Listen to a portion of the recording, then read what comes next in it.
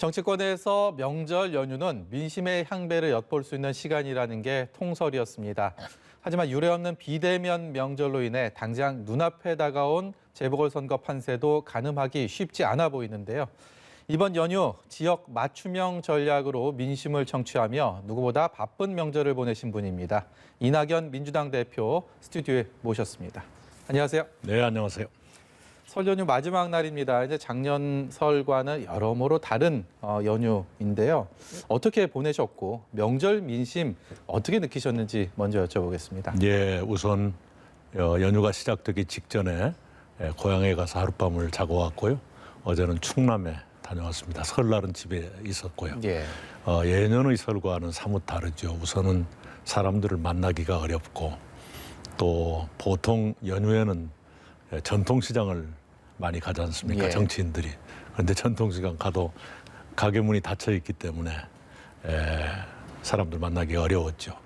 역설적으로 말씀드리면 사람들 만나기 어렵다 또는 가게 문이 닫혀 있다. 그것 자체가 민심의 반영일 수도 있죠. 서로 몹시 괴로워하시고 힘들어하신다 하는 것이 느껴지니까요. 예. 명절 연휴 전날, 그러니까 지금도 말씀하셨는데 이제 고향, 예. 광주 전남 지역을 방문하셨습니다. 이게 고향이시기도 하고 또 정치적인 기반이기도 합니다. 네. 그렇기 때문에 어떤 의미, 특히 올해 들어서는 세 차례던가요? 예. 그리고 호남 지역 방문한 그 행보들 자체가 주목을 받고 있는데요. 특별한 의미가 있을까요? 특별이라기보다는요. 이제 3월에 들어가면 서울, 부산 시장 후보를 비롯한 재보궐선거 후보들이 확정이 됩니다. 그러면 제가 재보궐선거에 집중해야 될 거예요. 예. 그래서 그렇게 되기 직전 연휴를 이용해서 다녀오는 게 좋겠다. 이렇게 해서 다녀왔습니다. 다른 어느 것보다도 어떤 그 지역별 지지율에 있어서 정치적인 기반, 이곳 고향이기 때문에 더 애정이 가고 더 신경이 쓰일 수밖에 없을 텐데 네. 최근에 어떤 여론조사에서는 또 이렇게 고전하고 있는 지금은 예. 뭐 많이 회복된 것으로 또 예. 여론조사 결과가 나오고 있는데요. 그 부분은 어떻게 느끼셨습니까? 예, 그런 것을 의식하지 않았다 그러면 거짓말이죠. 그냥 조심스럽게 다녀왔습니다. 예. 예, 그쪽에 당장 급한 현안들이 있어서요. 예. 에너지 공과대학이라든가 아시아 문화전당 그리고 여순 사건 특별법 이 세 가지 현안이 있어서 현안이 있는 곳을 주로 찾아다녔습니다. 앞서서도 저희가 영상을 통해서 최장수 국무총리라고 이렇게 소개를 해드렸는데 그리고 이제 6개월여의 예. 집권당 대표의 임기를 다음 달 9일이면 예. 마무리하실 것으로 보입니다. 최장수 총리 그리고 6개월여의 집권당 대표 기간만으로 봤을 때는 당연히 좀 총리가 힘들지 않았을까라는 생각은 드는데 이낙연 대표께서 실제로 느끼시는 어떤 좀 두려움이나 좀 아니면 책임감이나 실제로 이 소회나 여러 가지 부분에서 좀 어려웠다. 무엇이 이렇게 좀 무게추를 어디에 둘 수가 있을까요? 어떻습니까? 네, 대표가 더 어렵지요. 우선은 행정과 정치는 비교할 알 수 없을 만큼 정치가 복잡하니까요. 예. 늘 예상 밖의 문제가 생기고 또 어디서 날라올지 모르는 공격을 항상 받아야 되고요. 그리고 총리 때는 코로나가 없었지 않습니까? 예.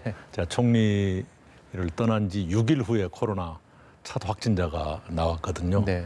그래서 물론 총리 때도 AI, 조류, 독감, 아프리카 돼지열병, 강원도 산불, 태풍 많이 있었지만 코로나만큼 어렵지는 않았죠. 그렇죠. 예.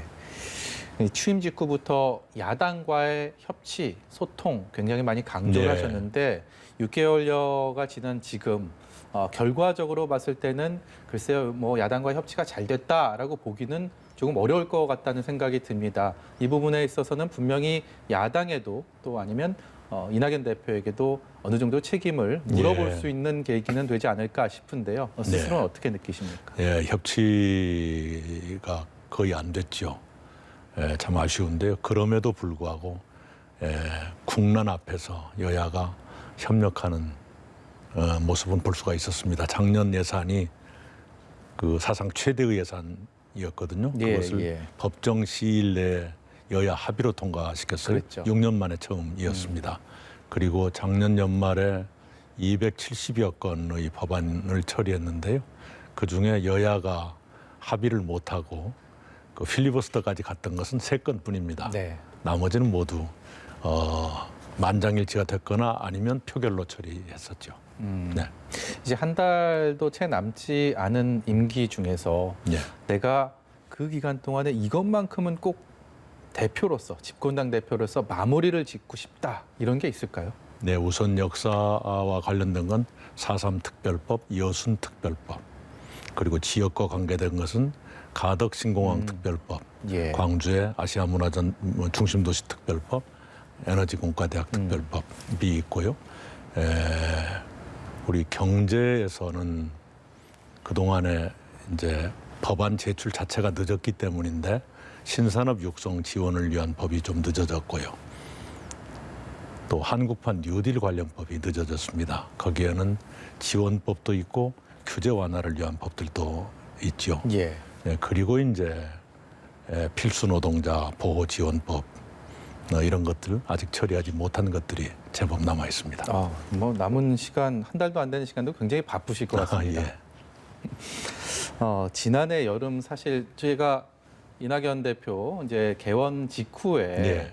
저희 프로그램 통해서 인터뷰를 한 적이 있었습니다. 그때만 해도 제가 이낙연 대표를 소개했던 멘트들을 제가 지금도 기억할 정도로 집권당 대표로서 또 당시 여권의 차기 대권 주자로서 정말 일강 체제가 공고하던 시절이었는데 좀 몇 개월 지난 상황에서 예.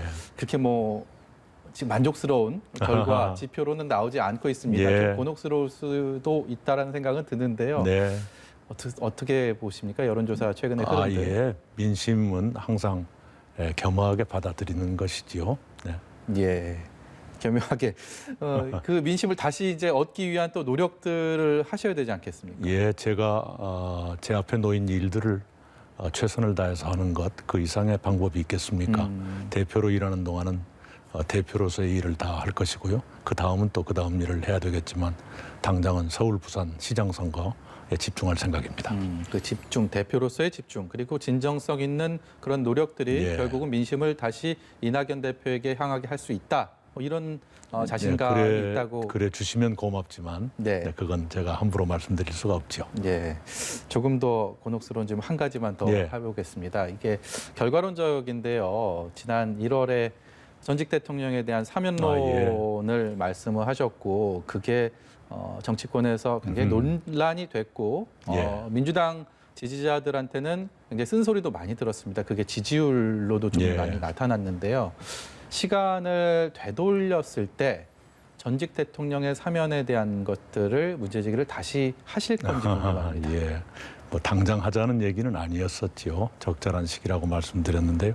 그럼에도 불구하고 국민의 뜻을 더 세심하게 헤아렸어야 한다는 공부가 됐습니다. 매우 아픈 공부였죠. 매우 아픈 공부였다. 예. 얼마 전에 이제 임시국회 교섭단체 대표 연설에서 신복지제도를 네네. 꺼내 들으셨습니다. 이게 대권 주자로서의 좀 슬로건이 아닌가라는 생각도 해봤는데요. 아직 그 개념에 대해서 좀 생소하다고 느끼실 시청자 여러분들께 좀 네. 간략하게 설명을 부탁드리도록 하겠습니다. 예, 우리 시청자들께서 많이 느끼시는 것처럼 지금 시대가 일자리와 소득이 불안정해지는 시대, 특히 소득 격차가 더 심해지는 경제적 불평등이 심해지는 그런 시대가 됐습니다. 예. 그런 시대를 앞두고 세계은행이나 국제노동기구, 세계은행은 세계 금융의 중심이고 국제노동기구는 노동자들의 삶에 관해서 관장하는 대표적인 기구입니다만 거기가 동시에 제안한 보편적 사회보호라는 복지체제가 있습니다. 예. 그것을 한국의 현실에 맞게 수정해서 받아들인 것이 신복지제도입니다. 무슨 말씀이냐 그러면 우리가 김대중 정부 이후로 복지체제를 많이 축적해 왔는데 거기에도 좀 빈칸이 있고요. 또 분야별로 들쭉날쭉하는 게 있습니다. 예. 그리고 새로운 수요가 생겼어요. 예를 들면 1인 가구가 전국의 30%가 넘을 정도가 됐습니다. 그것은 가구 중심의 복지제도가 무력해지는 이제는 개인 중심의 복지제도로 전환해 가야 하는 시기다 하는 뜻이 되죠. 노동자들도 예전에는 이른바 전속성이라 해서 노사, 특별한 사용자와 특별한 노동자의 관계 속에서 노동자가 보호됐는데 예. 이제는 플랫폼 노동자라 해서 전속성이 무너지는 그런 시대가 됐습니다. 그래서 노동자의 삶을 보호하는 틀도 바뀌어야 한다. 그런 새로운 수요가 생겨서 그걸 감안한 것입니다. 간단히 말씀드리면 8개 항목인데요. 예. 소득, 주거, 고용, 교육, 의료, 돌봄, 문화, 환경 8개 항목마다 최저 기준 이것은 국가가 보장할 의무가 있다 하는 국민 생활의 최저 기준이 하나 있고요. 적정 기준 예. 중산층 정도가 되려면 이 정도는 돼야 한다. 그것은 국가가 국민과 함께 지향해야 할 목표다. 이 두 가지 기준을 설정해서 최저 기준은 당장 국가가 의무적으로 보장을 해드리고 나머지는 올라가자 그런 취지이지요. 세계은행과 그 노동기구가 제안한 것이기 때문에 굉장히 실현 가능성이 높은 그리고 국민들의 수요에 잘 부응할 수 있는 신복지제도입니다. 이렇게 말씀 듣고 나면 사회적 구조가 이렇게 다변화되고 있는 이 상황에서 이른바 좀 맞춤형 복지제도가 아닌가 이런 그렇습니다. 생각이 드는데요.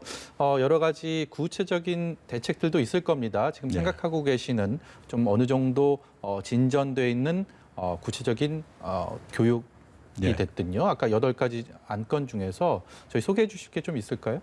오늘은 만 5세 의무교육 예. 구상을 말씀드리겠습니다. 만 5세요. 네네. 예. 지금은 초등학교부터 고등학교까지가 의무교육입니다. 그리고 2012년부터는 우리 학부모들께서는 다 아실 거예요. 만 5세 무상 누리과정이라는 게 시행되는데 무상 누리과정이라고 하더라도 사립유치원이나 민간 어린이집에 아이를 보내면 부모님의 자부담이 있습니다. 그러니까 무상이 아니죠. 예. 이것을 무상으로 하자. 그래서 2025년까지는 일단 초등학교 입학 전 1년부터 이렇게 의무교육을 하고 2030년까지는 만 5세 이상을 이렇게 해드리자.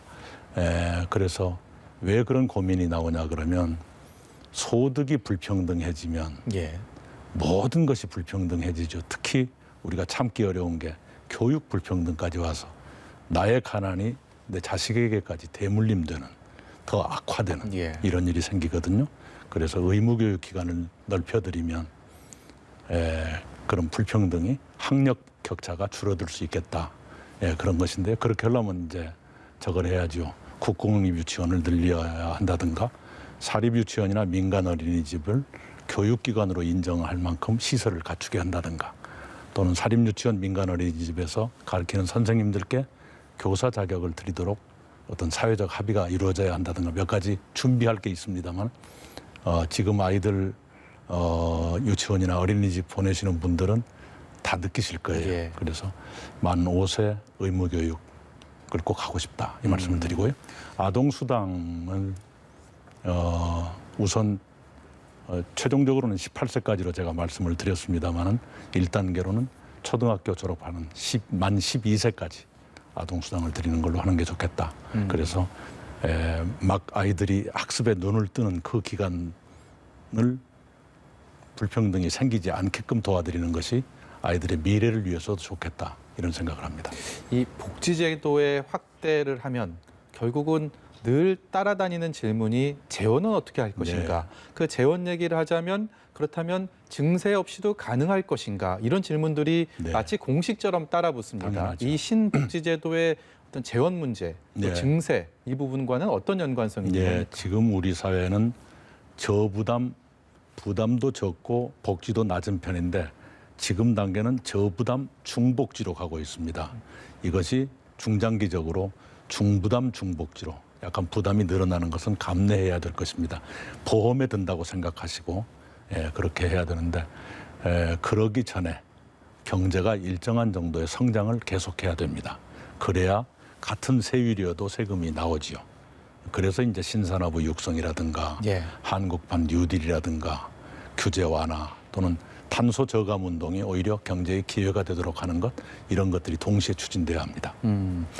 저도 과거에 이제 대선 취재를 몇 차례 해봤는데 할 때마다 대권 주자들이 과거에 어떤 발언을 했다, 예. 과거사에서 어땠고 저땠고 사실 이런 것들이 예. 현재 발목을 잡는 경우 굉장히 많이 봤습니다. 근데 이번 대선 뭐 1년 남짓 남았는데 잠룡들 간에 주자들 간에 하는 이른바 정책 경쟁들이 예. 복지에 이렇게 초점을 맞춰주고 있는 부분에 대해서는 굉장히 국민의 한 사람으로서 굉장히 긍정적이다, 예. 좋은 시선으로 바라볼 수밖에 없다 이런 생각이 드는데요.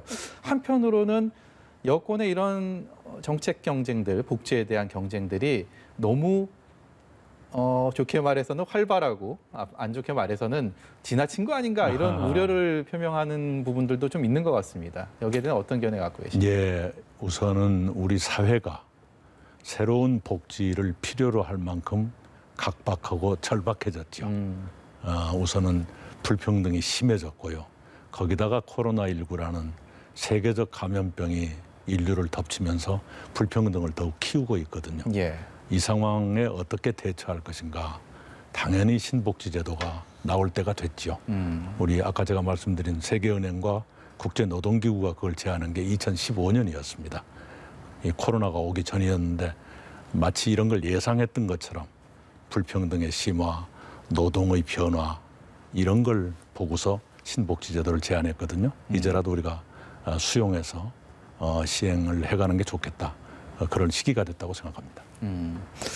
이재명 경기지사가요, 이 정책 경쟁에 있어서 기본소득을 네. 화두로 제시를 했고 말씀하신 것처럼 그 또한 좀 불평등의 심화와 좀 거리를 두겠다라는 그런 목적이 아닌가라는 생각이 드는데 그럼에도 불구하고 이낙연 대표와의 분명한 온도차는 좀 느껴지는 것 같습니다. 스스로는 어떻게 생각하십니까? 예. 아까도 말씀드린 대로 일자리와 소득이 불안정해진다. 특히 경제적 불평등이 심해진다. 여러 가지 아이디어가 나올 수 있죠. 예, 기본소득도 그런 고민에서 나온 것인데요. 그러나 아시는 것처럼 여러 쟁점이 있죠. 네. 네, 그래서 그리고 그걸 제창하신 분도 당장 하자는 것보다는 수년 내에 1년에 100만 원, 한 달에 8만 3, 4천 원 예. 이렇게 하시고 조금 더 후퇴된 것도 있고 그러던데요. 예, 그것은 그것대로 당장 하자는 게 아니시라면 좀 시간을 두고 연구할 필요가 있다고 생각하고요. 예. 신복지제도는 시차를 두고 급한 것부터 해나갈 수 있는 거니까요. 네. 네. 이낙연 대표 하면 차분하고 진중한 그런 이미지로 대중적으로 잘 알려져 있습니다. 시청자 여러분께서는 어떻게 들리실지 모르겠습니다만 바로 옆에서 듣고 있는 제 귓가에는 굉장히 그 목소리 하나하나가 중후하게 은은하게 들리고 있는데 반면에 이재명 경기지사 많이 비교를 하니까요. 그러니까 굉장히 선명하고 또 어떻게 보면 좀 저돌적이다 이런 평가들. 대중적인 이미지는 두 분이 굉장히 갈립니다. 그렇기 예. 때문에 어떤 면에서는 누가 우위에 있고 어떤 면에서는 누가 좀 열세고 뭐 이런 것들이 언론을 통해서 사실 기사화하기가 굉장히 좋습니다. 그런 것들 다 보실 텐데 이런 비교 이낙연 대표께서는 어떻게 받아들이고 계신지 궁금합니다. 뭐든지 그렇지만 장단점이 있겠죠. 산이 높고 계곡도 깊으면서 교통까지 편리한 곳은 없죠. 네, 그래서 장단점이 있다고 생각합니다. 이 대표 출연하신 각종 인터뷰들 제가 쭉 많이 봐왔는데요. 이게 보면 이런 댓글들 아니면 대중들의 이런 반응들이 지금 말씀하신 것처럼 굉장히 믿음직스럽다. 총리 시절부터 뭐 그런 지지자들도 있는 반면에 예. 조금 좀 바뀌었으면 좋겠다. 대표 되고 나서 총리 때랑은 조금 다르게 그 당시에는 굉장히 어떤 한 이슈에 대해서 본인 소신을 딱 밝혔는데 이낙연 대표, 당대표로서는 조금 그게 아닌 것 같다. 조금 답답하다. 이런 반응들도 꽤 많이 예. 있더라고요. 당대표의 책임이 저에게 그만큼 무겁게 짓눌렀던 것 같습니다. 정치는 훨씬 복잡하고 예. 저의 역량은 그에 미치지 못했고 네, 그런 생각을 하고 있습니다. 예. 재보궐선거 얘기 좀 해보겠습니다. 예. 이제 서울시장 먼저 얘기를 꺼내볼까 하는데요. 이제 민주당은 이제 양자 구도 속에 처음에는 굉장히 좀 어려운 싸움이 될 것이다라는 평가가 지배적이었는데 시간이 좀 흐르면 흐를수록 이번 선거 잘하면 이길 수도 있겠다 이런 분위기들도 좀 엿보이는 것 같습니다. 이제 한 달 조금 더 남은 이 기간 동안 이 선거의 승부를 가를 변곡점이라고 할까요? 어떤 포인트가 있다고 보십니까? 제일 큰 관건은 TV 토론일 거라고 생각을 합니다. 왜냐하면 이렇게 많은 분들을 모셔놓고 장외에서 연설하는 기회가 없을 것이기 때문에 네. 결국은 텔레비전 토론회가 중요한 승부처가 될 텐데요. 텔레비전 토론이라면 우리 후보들이 더 나을 것 같은 생각을 합니다. 네. TV 토론회에서 한 번쯤 다시 민주당에게 그 국민들의 서울 시민들의 예. 표심이 몰릴 수 있는 기회가 충분히 올 것이다. 예, 그러니까 텔레비전 토론을 통해서 정책을 비교해 보시고 또 어떤 사람이 어떤 삶을 살아왔는가도 보시고 또 돌발적인 상황에 어떻게 대처하는가 하는 그 인격이랄까 그런 것도 한번 보시면 좋은 비교가 될 거라고 생각합니다. 예. 이번엔 부산이요. 부산은 서울보다는 조금 더 여론조사 수치상으로 그리고 지역 민심은 예. 좀 더 민주당에게 좀 불리하지 않을까라는 평가가 지배적인데 민주당에게는 앞서서 이낙연 대표께서 말씀하신 임기 내 꼭 하고 해야 된다고 생각하시는 가덕도 신공원 특별법이 있습니다. 네. 이 특별법 처리가 이달 안에 이루어진다면 부산시장 선거에도 또 한 번의 반전의 계기가 분명히 마련될 거다 이렇게 보십니까? 네, 부산 시민들께서 민주당을 조금 더 좋게 보실 것이다 하는 기대는 합니다. 왜냐하면 이 가덕신공항이 김영삼 대통령 시절에 조금 나오다가 들어갔고 노무현 대통령 때는 좀 더 추진하려다가 이명박 대통령 시절에 그것이 중단돼 버렸거든요. 예. 중단된 지 이제 10년이 됐습니다. 그런데 그 기간을 쭉 겪으시면서 부산 시민들께서는 이번에도 가봐야 알지 하는 심정이 있으실 거예요. 네. 그런데 특별법까지 통과되면 이번에는 정말로 되는가 보다 이런 생각을 하실 거고요. 그렇게 네. 되면 저희 민주당에 대한 신뢰가 좀 높아지지 않을까 하고 기대합니다. 정치권 현안 중에요. 설 연휴 전까지 굉장히 여야가 뜨거웠던 이슈 중에 하나가 현직 법관에 대한 탄핵 네. 그 후유증이었습니다. 이 후폭풍이 결국 김명수 대법원장의 사퇴론까지 보수 야권에선 제기하기 이뤘고요. 민주당 의원들은 하나같이 그 법관을 탄핵하지 않은 것은 직무유기다. 마땅히 응당해야 될 일을 했다라는 입장인데 네. 이 논란들, 논쟁들이 설 연휴 이후에도 계속 이어질지 또 궁금하고요. 여기에 대해서 이낙연 대표께서는 어떤 견해로 바라보고 계신지도 궁금합니다. 우선은 그 문제를 일부 언론들은 그냥 이렇게 한 덩어리로 봐서 이렇게 인상을 보도하곤 하던데요. 말하자면 탄핵이 있었기 때문에 여러 가지 문제가 드러났고 복잡하게 된 거 아니냐라는 건데 그러면 다 덮어두었으면 그 일이 없었던 것처럼 되는가? 그건 아니지 않습니까? 이번 문제는 이렇게 하나씩 갈라서 보면요. 우선 임성근 부장판사 탄핵 소추는 아까 앵커께서 말씀하신 대로 국회의 의무였다고 생각합니다. 법원이 위헌적 행위가 있었다는 걸 여러 차례 인정을 했고 법관 대표회의가 2018년에 위헌적 행위가 있었다. 탄핵 소추가 필요하다. 그것까지 했거든요. 예. 탄핵 소추를 할 수 있는 건 국회밖에 없습니다. 그러니까 국회에게 의무를 준 건데 그걸 안 한다 그러면 직무유기가 되는 것이죠. 그건 그것이고 그 다음에 이제 대법원장과 관련되는 것 쟁점이 세 가지입니다. 하나는 사퇴하려고 했는데 왜 사퇴를 못하게 했느냐. 원래 징계 절차가 진행되거나 형사사건으로 기소되면 사퇴를 못하게 돼 있습니다. 만약 그 과정에서 대법원장이 사표를 받았다 그러면 대법원장이 위법을 하게 됩니다. 두 번째는 대법원장께서 거짓말을 했느냐 하는 시비가 있어요. 그에 대해서는 대법원장이 해명하고 사과를 했죠. 예. 그리고 세 번째는 그것을 녹음해가지고 폭로했다.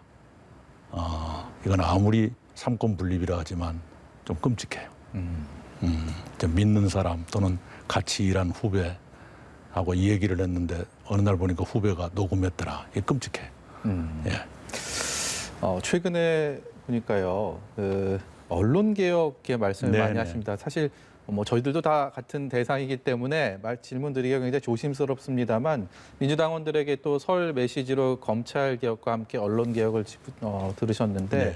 이게 이제 뭐 가짜 뉴스에 대해서 징벌적 손해배상까지 검토하는 것을 법제화하자 네. 하자 이런 걸로 알고 있습니다. 어떤 특별한 계기가 있었는지 좀 궁금합니다. 계기라기보다는요. 우선 언론에 의한 피해를 호소하는 분들이 생각보다 많이 계십니다. 예, 그리고 우리가 언론 자유는 아시아에서 가장 높은 수준에 속하는데 언론에 대한 신뢰도는 맨 바닥인 예. 이런 상태가 몇 년째 계속되고 있지 않습니까? 현재 그 언론에 의한 피해 구제 방식으로는 형법에 이미 명예훼손에 대한 배상 예. 있죠.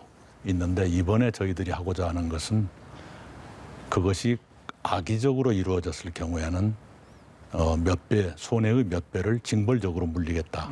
이런 취지입니다. 독일이나 싱가포르 같은 데서는 굉장히 그걸 세게 묻고 있죠. 예. 네, 저희들은 그 정도는 아니지만 그걸 좀 하는 것이 언론의 신뢰를 높이고 특히 언론에 의한 피해를 구제하는 데 도움이 되겠다. 이렇게 판단하고 있습니다. 예. 끝으로요. 지난해 여름에 이제 당 대표 당선 직후에 네. 저희 연합뉴스 TV의 인터뷰에서 가장 생각나는 예. 자가격리 중에 특히 생각나는 사람에 대해서 문재인 대통령이라고 꼽으셨습니다. 이제 임기 막바지신데요. 당 대표로서 6개월여 정신없이 달려오시면서 지금 생각나는 사람은 누구라고? 예.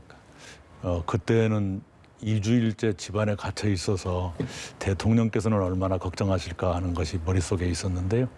지금은 이제 시장도 다니고 골목도 걸어보면 우리 어려운 분들이 거의 한계 상황입니다. 예. 그분들의 고통이 제일 아프지요. 네, 거의 견딜 수 있는 마지막 단계까지 지금 와 계시거든요. 그래서 오늘부터 그게 시작이 될 겁니다만 재난지원금 협의를 정부가 빨리 서둘러야겠다. 하루라도 빨리 어려운 분들 도와드려야겠다. 이 생각을 하고 있습니다. 예. 재난지원금 말씀하셔갖고요. 그 질문 하나 제가 예. 드려야 되는데 어떻게 좀 가닥이 4차 재난지원금 가닥이 다 잡혔습니까? 이제 설 연휴 직전에 그걸 빨리 하자고 합의했고요. 오늘부터 협의를 좀 속도를 내겠습니다. 오늘 저녁에 만나게 돼 있습니다. 오늘 저녁에요. 네. 그럼 오늘 저녁 당정청이 만나게 되면 좀 네. 어느 정도의 윤곽이 드러난다라고 이렇게 보면 되겠습니까? 거기까지 갈지는 못하겠지만 대체로 가닥은 잡힐 가능성이 있을 겁니다. 보통 그 당정청을 하면 정책팀은 미리 가서 만나요. 예. 오늘도 아마 경제부총리, 청와대 정책실장, 당의 정책위원장 세 사람이 미리 만날 겁니다만은 누구에게 드릴 것이냐 이것 때문에 시간을 끌고 어려운 분들 돕는 것이 늦어지는 것 예. 그것은 피하려고 합니다. 네. 신춘영 새 복 많이 받으시고요. 예. 오늘 시간 내주셔서 감사합니다. 네, 감사합니다. 지금까지 민주당 이낙연 대표였습니다. 고맙습니다. 감사합니다.